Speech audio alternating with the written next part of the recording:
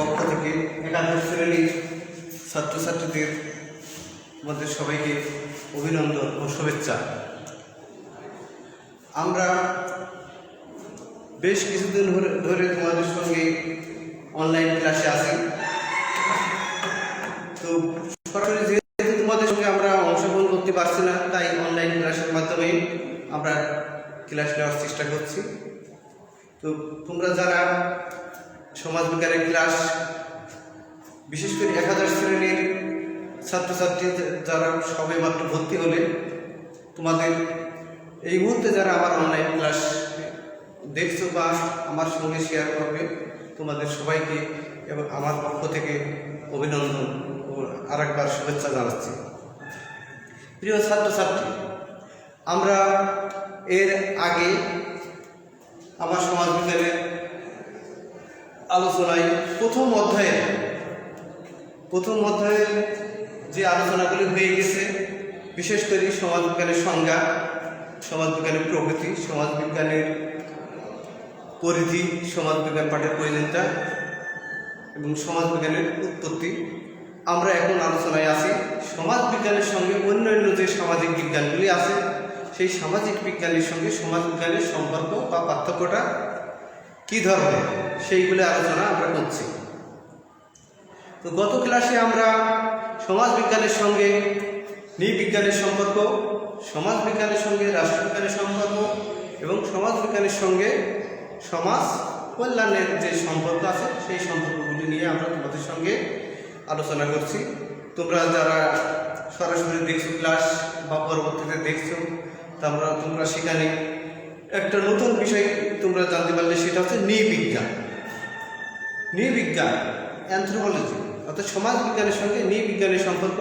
এছাড়া সমাজবিজ্ঞানের সঙ্গে যে রাষ্ট্রবিজ্ঞান এবং সমাজ কল্যাণ, এই দুইটা বিষয়ের সঙ্গে তোমরা পরিচিত, কিন্তু নৃবিজ্ঞানের সঙ্গে পরিচিত ছিলে না। নৃবিজ্ঞানটা আলাদা শব্দ, অ্যানথ্রোপোলজি বা নৃবিজ্ঞান, যেটাকে বলা হয়, আমরা গত ক্লাসে বলেছিলাম যে এটা হচ্ছে অ্যানথ্রোপো মানুষ, আর লজি অর্থ জ্ঞান বা বিজ্ঞান। মানুষ সম্পর্কিত যে বিজ্ঞান পাঠ করা হয় বা গবেষণা করা হয় বা অধ্যয়ন করা হয় বা ব্যাখ্যা করা হয়, সেটাই হচ্ছে নৃবিজ্ঞান। অর্থাৎ মানুষের সমাজ, মানুষের সংস্কৃতি, কোন সমাজ কোন সংস্কৃতি, অতীত, বিশেষ করে অতীত সমাজ, যে সমাজের অস্তিত্ব বর্তমানে নেই, সেই ধরনের সমাজে বেশি আগ্রহ দেখায় নৃবিজ্ঞান।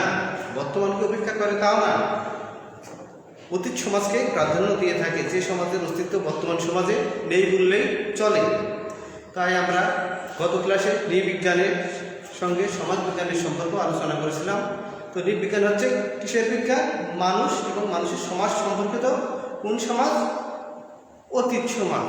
অতীত সমাজের মানুষের সংস্কৃতি, জীবনধারা, তাদের প্রথা, প্রতিষ্ঠান, রীতি নীতি, আচার আচরণ, পোশাক পরিচ্ছদ, যেগুলি তারা ব্যবহার করে এবং তাদের যে সংস্কৃতি, এসব কিছু তুলে ধরা হচ্ছে নৃবিজ্ঞান। তো আজকে আমরা আলোচনা করব, আজকের আলোচনা হচ্ছে সমাজবিজ্ঞানের সঙ্গে অর্থনীতির সম্পর্ক। সমাজবিজ্ঞানের সঙ্গে অর্থনীতির সম্পর্ক। অর্থনীতির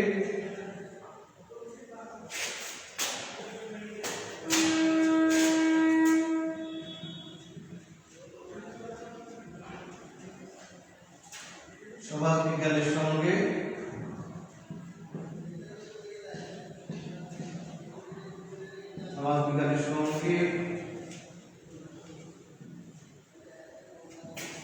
অর্থনীতির সম্পর্ক।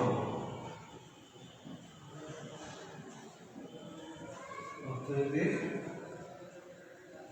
সম্পর্ক। গত ক্লাসে আমরা তিনটা সামাজিক বিজ্ঞানের সম্পর্ক নিয়ে আলোচনা করছি।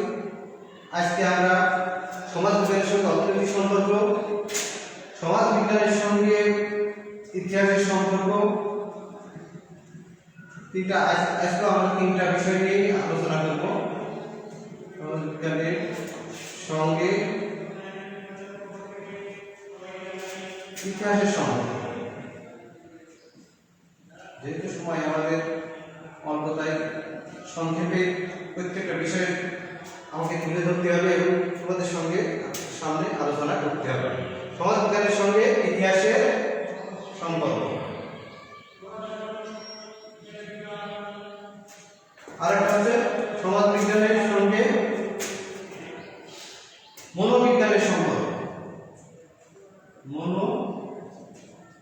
বিজ্ঞানের সম্পর্ক।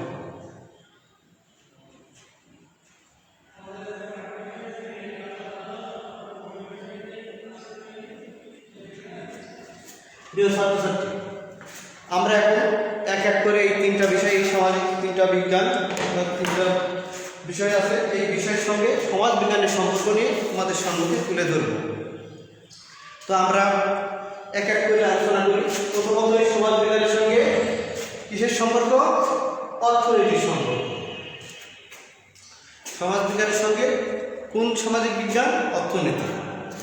সমাজ বিজ্ঞান কি আমাদের জানা আছে, যেহেতু এই চ্যাপ্টারে আমরা সমাজ বিজ্ঞান কি বা সমাজ বিজ্ঞানের সংজ্ঞা কি বা এর ধারণাটা কি আমরা বারবার আলোচনা করছি যে সমাজ বিজ্ঞান এমন একটি বিজ্ঞান যে বিজ্ঞান সমাজের মানুষের যে পারস্পরিক সম্পর্ক, তাদের কার্যবলী ইত্যাদি বিজ্ঞান ভিত্তিক পাঠ বা অধ্যয়ন করে যে শাস্ত্র বা যে বিজ্ঞান, সেটাই হচ্ছে সমাজ বিজ্ঞান। মূল কথা হচ্ছে সমাজ এবং সমাজের মানুষ সম্পর্কিত বিজ্ঞান ভিত্তিকভাবে আলোচনা করে যে বিজ্ঞান, সেটাই হচ্ছে সমাজ বিজ্ঞান। তাহলে আলোচ্য বিষয়ে আমরা দেখলাম যে সমাজের মানুষ, তাদের পারস্পরিক সম্পর্ক, তাদের বিভিন্ন কার্যাবলী, বিভিন্ন ঘটনা ইত্যাদি, কোথা প্রতিষ্ঠান, দল, গোষ্ঠী ইত্যাদি নিয়ে আলোচনা করা হচ্ছে কি সমাজ বিজ্ঞান।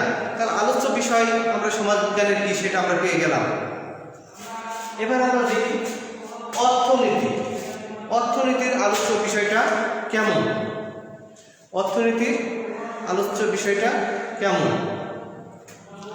অর্থনীতি বলতে আমরা বুঝি যে শাস্ত্র মানুষের দৈনন্দিন জীবনের অর্থনৈতিক কার্যাবলী, বিশেষ করে মানুষের যে অসীম অভাব আর সসীম সম্পদ, এই দুয়ে সমন্বয় করে মানুষ পরিপূর্ণ উপযোগ পেতে চায় বা পরিপূর্ণ সদ্ব্যবহার করে সে দৈনন্দিন জীবন বা পরিচালনা করতে পারে বা চায়, সেটাই হচ্ছে অর্থনীতি। অর্থাৎ অর্থনীতি হচ্ছে সমাজের মানুষের অর্থনৈতিক যে কর্মকাণ্ডগুলি, অর্থাৎ এখানে উৎপাদন, বিনিময়, ভোগ, বন্টন, এই সবগুলি হচ্ছে অর্থনৈতিক কর্মকাণ্ড।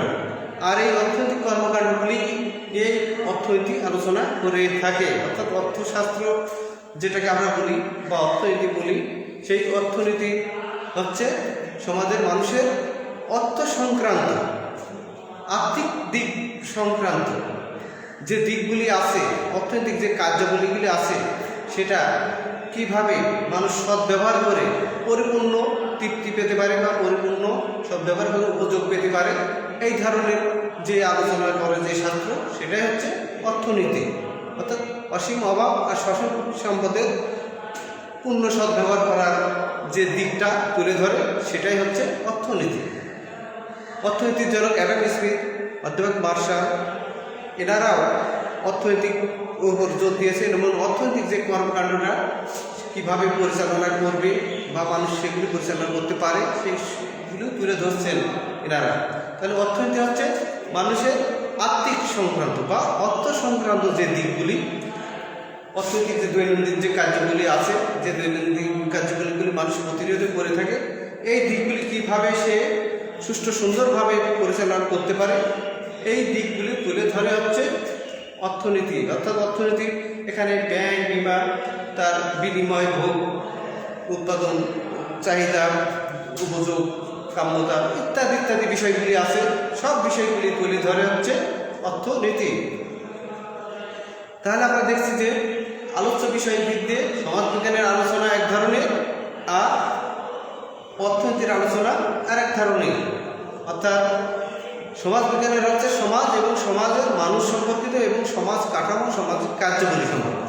আর অর্থনীতি হচ্ছে মানুষের আর্থিক দিক সংক্রান্ত, অর্থনৈতিক দিক সংক্রান্ত। অর্থাৎ অর্থনৈতিক যে কার্যবলীগুলি আছে, সেইগুলি হচ্ছে অর্থনীতি জোর দিয়ে থাকে বেশি। আমরা যদি দুইজনের পরিধি দেখি, এই দুইজনের পরিধি কিন্তু এক নয়। সমাজবিজ্ঞানের পরিধি বড়, ব্যাপক, আর অর্থনীতির পরিধি কিছুটা হলেও সমাজবিজ্ঞানের চেয়ে ছোট। কারণ আর্থিক দিকগুলি নিয়ে বেশিরভাগ অর্থনীতি আলোচনা করে থাকে, কিন্তু সমাজবিজ্ঞান শুধু সমাজ এবং সমাজের মানুষকে নিয়ে আলোচনা করে না, সমাজ এবং সমাজের মানুষের পাশাপাশি যে অন্যান্য দিকগুলি, বিশেষ করে আর্থিক যে দিকগুলি আছে এগুলো সমাজবিজ্ঞান আলোচনা করে থাকে। কারণ অর্থনৈতিক দিকের উপরেই নির্ভর করে মানুষের সমাজের সে কীভাবে চলাচল করবে, কীভাবে পোশাক করবে, কীভাবে শিক্ষা দীক্ষায় আচার আচরণ ইত্যাদি বিষয়গুলি নির্ভর করে কিন্তু অর্থনীতির উপরে।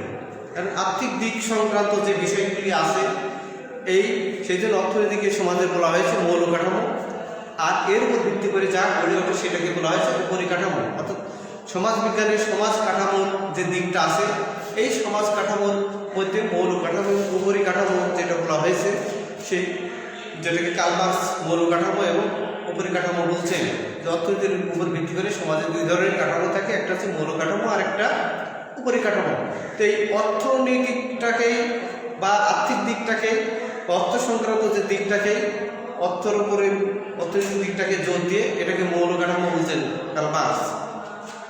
আর এর উপর ভিত্তি করে সমাজের বিভিন্ন দর্শন, বিভিন্ন সাহিত্য, সঙ্গীত, আচার আচরণ, প্রথা, রীতিনীতি, নিয়ম কানুন, শাসন অনুশাসন ইত্যাদি গড়ে ওঠে, যেটা সেগুলি হচ্ছে পরিকাঠামো।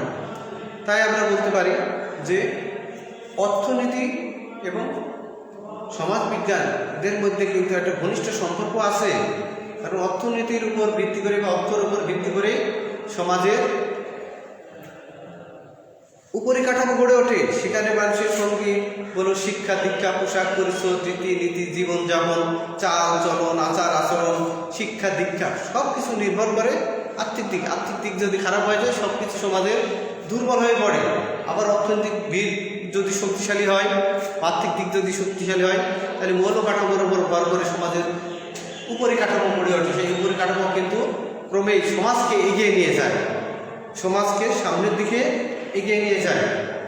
তো যাই হোক, সমাজবিজ্ঞানে তাই বলা যায় যে সমাজবিজ্ঞানের সঙ্গে অর্থনীতির একটা ঘনিষ্ঠ সম্পর্ক বিদ্যমান।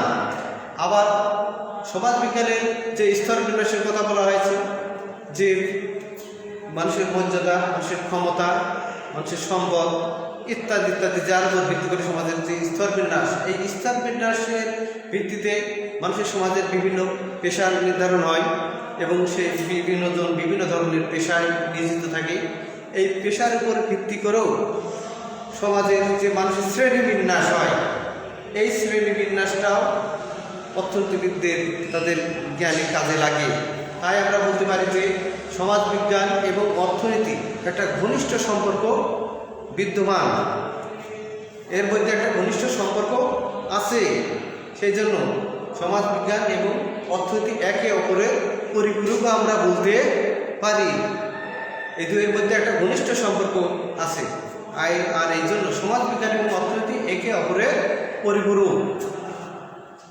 আমরা এখন সমাজবিজ্ঞানের সঙ্গে ইতিহাসের সম্পর্ক, সমাজবিজ্ঞানের সঙ্গে ইতিহাসের সম্পর্ক। প্রিয় ছাত্রছাত্রী, আমরা এর আগের যে সম্পর্কগুলি নিয়ে আলোচনা করছিলাম সেই ধারাবাহিকতার আলোকেই আমরা এখন অর্থনীতি, ইতিহাস এবং মনোবিজ্ঞান আমরা ইতিমধ্যে অর্থনীতির সঙ্গে সমাজবিজ্ঞানের যে সম্পর্ক সেটা আমরা তুলে ধরছি। সেখানে আমরা দেখলাম কি অর্থনীতি আলোচ্য বিষয় এক ধরনের, সমাজবিজ্ঞানের আলোচ্য বিষয় আরেক ধরনের। অর্থনীতির পরিধি ছোট বা ব্যাপক নয়, সমাজবিজ্ঞানের পরিধি ব্যাপক। আবার সমাজবিজ্ঞানের জ্ঞান অর্থনীতিবিদদের কাজে লাগছে, অর্থনীতিবিদদের জ্ঞানটাও সমাজবিজ্ঞানীদের কাজে লাগছে বা সহায়তা করছে। আবার উভয়ের পদ্ধতি কিন্তু এক নয়, একটা হচ্ছে ব্যবহারিক বিজ্ঞান আর একটা হচ্ছে তাত্ত্বিক বিজ্ঞান। অর্থনীতিটা সমাজের কল্যাণের জন্য বা মঙ্গলের জন্য বা সমস্যার সমাধানের জন্য প্রয়োগ করা হয়ে থাকে, আর সমাজবিজ্ঞান সমাজের বিষয়গুলি তুলে ধরে।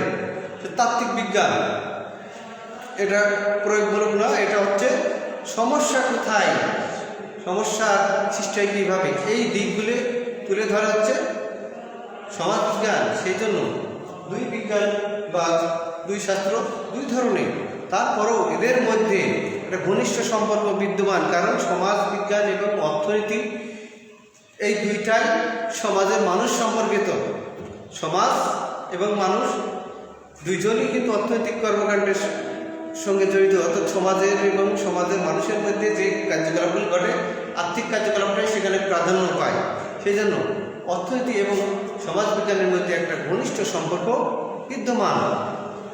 তাই আমরা বলতে পারি সমাজবিজ্ঞান এবং অর্থনীতি একে অপরের পরিপূরক। এবার আমরা সমাজবিজ্ঞানের সঙ্গে ইতিহাসের যে সম্পর্ক, সমাজবিজ্ঞানের সঙ্গে ইতিহাস, হিস্টোরি আমরা যেটা বলি, সমাজবিজ্ঞান কি সেটাতে আমরা আলোচনা করছি যে সমাজবিজ্ঞান হচ্ছে সমাজ সম্পর্কিত বিজ্ঞান, সমাজের প্রথা, প্রতিষ্ঠান, রীতিনীতি, সামাজিক স্তর বিন্যাস, দল, গোষ্ঠী ইত্যাদি, অর্থাৎ সমাজ এবং সমাজের মানুষ সম্পর্কিত বিজ্ঞান ভিত্তিক আলোচনা করছে কে? সমাজ বিজ্ঞান। আর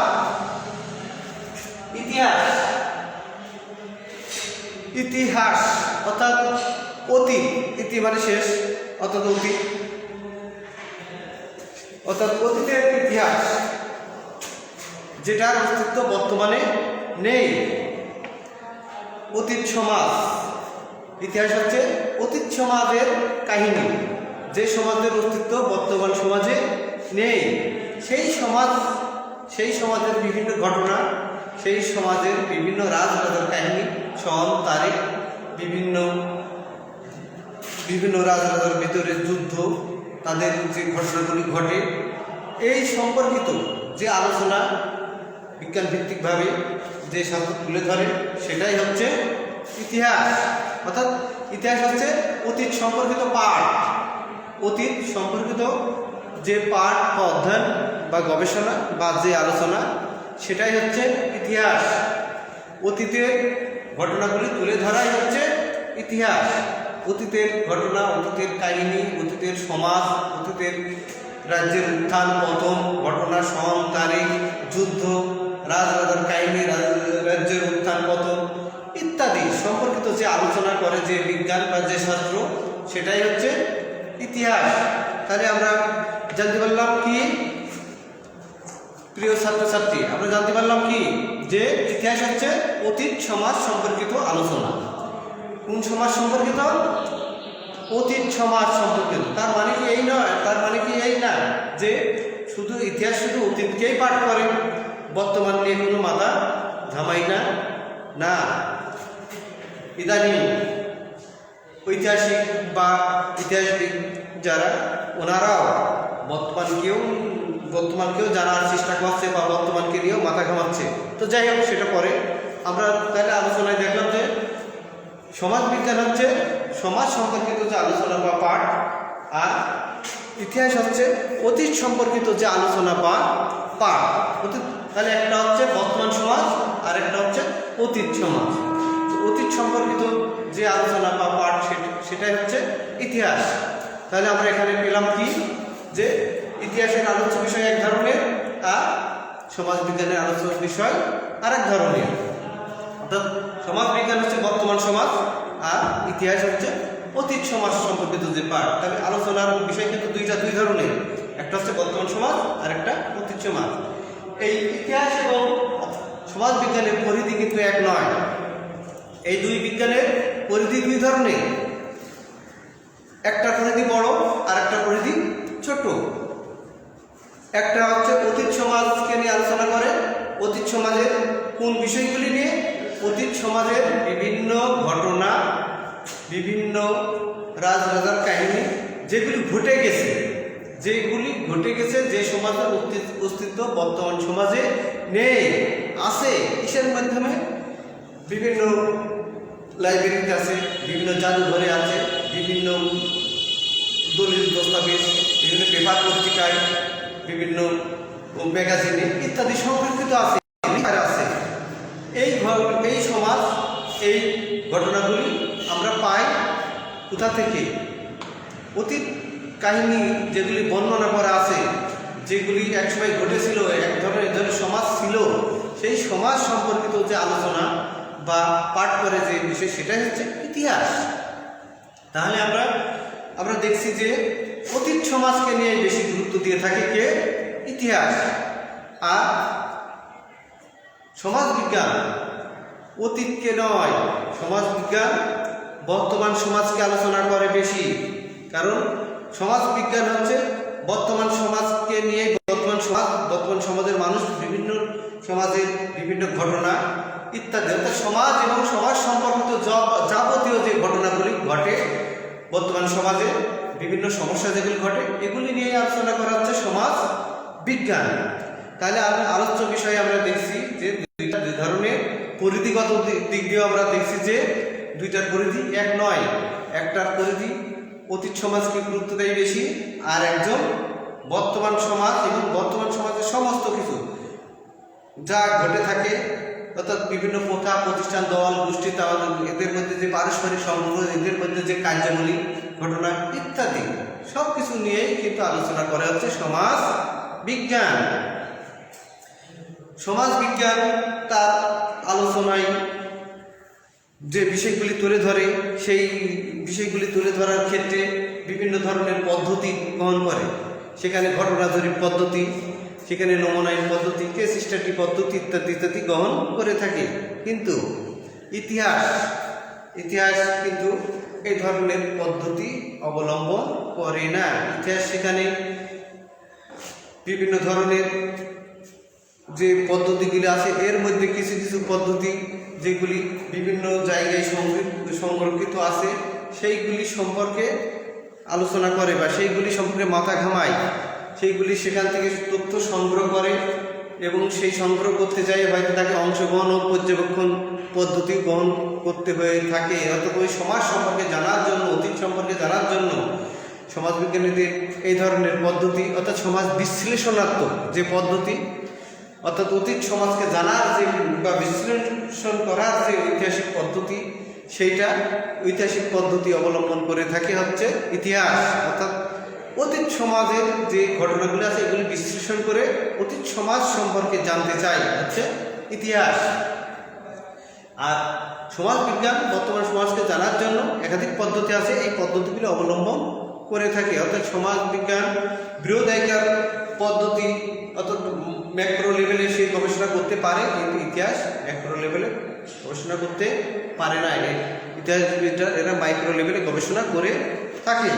তো যাই হোক, সমাজ বিজ্ঞান এবং ইতিহাসের মধ্যে পার্থক্য থাকলে এদের মধ্যে ঘনিষ্ঠ সম্পর্ক বিদ্যমান। কারণ সমাজ বিজ্ঞান সমাজ এবং সমাজের মানুষকে নিয়ে আলোচনা করে, সমাজের বিভিন্ন সমস্যা, বিভিন্ন ঘটনা, বিভিন্ন প্রথা, প্রতিষ্ঠান, দল, গোষ্ঠী ইত্যাদি নিয়ে আলোচনা করে থাকে হচ্ছে কি সমাজ বিজ্ঞান। তাহলে আমরা সমাজ বিজ্ঞান কি জানতে পারছি? হ্যাঁ, আমরা সমাজ বিজ্ঞান সম্পর্কে জানতে পারছি যে সমাজ বিজ্ঞানটা কি এবং সমাজ বিজ্ঞানের পরিধি কী ধরনের, সমাজ বিজ্ঞানের আলোচ্য বিষয় কী, সমাজ বিজ্ঞানের যে পদ্ধতিগুলি ব্যবহার করে, যে কী ধরনের পদ্ধতি ব্যবহার করে, কিন্তু ইতিহাসটা কী এবং ইতিহাসের পদ্ধতিটা কেমন, এবং ইতিহাস যে ধরনের পদ্ধতি ব্যবহার করে সমাজের বিভিন্ন দিকগুলি তুলে ধরে এবং সেই দিকগুলিও আমরা পেয়ে থাকি কিভাবে, সেটা আমরা আমাদের আলোচনায় তুলে ধরছি। আজকে আমরা যেটা আলোচনা করছি, সমাজ বিজ্ঞানে যেগুলি আলোচনা করা হয়ে থাকে, সেই আলোচনাগুলি আজকে যেটা বর্তমান, আগামীকাল সেটা অতীত হয়ে যাবে। এটা আজকের যেটা বর্তমান, আগামীকাল সেটা অতীত হবে। অর্থাৎ বর্তমান সময়ের যে আলোচনাগুলি সমাজ বিজ্ঞানে, সেটাই কিন্তু অতীতের ঘটনা, সেটাই হয়ে যাবে অতীত। আর এই অতীতটাই কিন্তু গ্রহণ করবে কারা? ঐতিহাসিকেরা। কারণ ঐতিহাসিক বা ইতিহাসবিদরা সরাসরি সমাজ গবেষণা করতে পারে না বা করতে পারে না, কারণ ঘটনা যেটা ঘটে বর্তমানেই ঘটে, আর বর্তমান ঘটনাগুলি নিয়ে আলোচনা করা হচ্ছে সমাজ বিজ্ঞান। বর্তমানে ঘটনা, বিভিন্ন ধরনের যে সামাজিক কার্যকলাপগুলি ঘটে, সেইগুলি সব কিছু তুলে ধরা হচ্ছে সমাজ বিজ্ঞান। আর এই ঘটনাগুলি হয়ে যায় অতীত, আর এই অতীতটাই একসময় আলোচনার বিষয় হয়ে দাঁড়ায় ইতিহাসবিদদের বা ঐতিহাসিকদের। সেই জন্য ঐতিহাসিকেরা সমাজবিজ্ঞানীদের কাছ থেকে বর্তমান সমাজ সম্পর্কিত যে আলোচনাগুলি, সেই দিকগুলি পেয়ে থাকে আছে ঐতিহাসিকরা। আর ঐতিহাসিকদের এই জ্ঞানগুলি, এই যে জানাটা, এই দিকগুলি পেয়ে থাকে কোথা থেকে? সমাজবিজ্ঞানীদের কাছ থেকে। এই জন্য ঐতিহাসিকরা আমরা বলতে পারি যে সমাজবিজ্ঞানীদের কাছে ঋণী। আবার অন্যদিকে বলতে পারি যে সমাজবিজ্ঞানীরা ঐতিহাসিকের কাছে ঋণী। সমাজবিজ্ঞানীরা ঐতিহাসিকের কাছে ঋণী। ঐতিহাসিকরা যেমন সমাজবিজ্ঞানীদের কাছে ঋণী, তেমনি সমাজবিজ্ঞানীরাও ঐতিহাসিকের কাছে ঋণী। কারণ আমরা যদি কোনো সমাজ সম্পর্কে জানতে চাই, সেই সমাজ বা কোনো ঘটনা সম্পর্কে জানতে চাই, সরাসরি কিন্তু সেই ঘটনা কিন্তু আমরা জানতে পারবো না।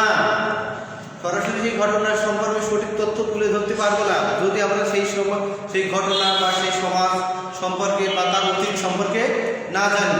আমরা কোনো ব্যক্তিকে যদি জানতে চাই, অবশ্যই তার অতীতকে জানতে হয়। আমরা যদি কারো রূপ জানতে চাই, অবশ্যই তার অতীতে অর্থাৎ তার আরও যে ব্যাকগ্রাউন্ডগুলি আছে সেগুলি জানতে হয়। অর্থাৎ অতীতে তার যে আরও অন্যান্য রোগগুলি আছে সেগুলি সম্পর্কেও জেনে তারপরে ডায়াগনোসিস করে বর্তমান রোগ নির্ণয় করা হয়। তো যাই হোক, আমরা বলছি যে সমাজবিজ্ঞানীরা যেমন ঐতিহাসিকের কাছে ঋণী, তেমন ঐতিহাসিকেরাও সমাজবিজ্ঞানীদের কাছে ঋণী। কারণ ঐতিহাসিকেরা যে আলোচনাগুলি করে, যেগুলি তুলে ধরে, সেইগুলি সেই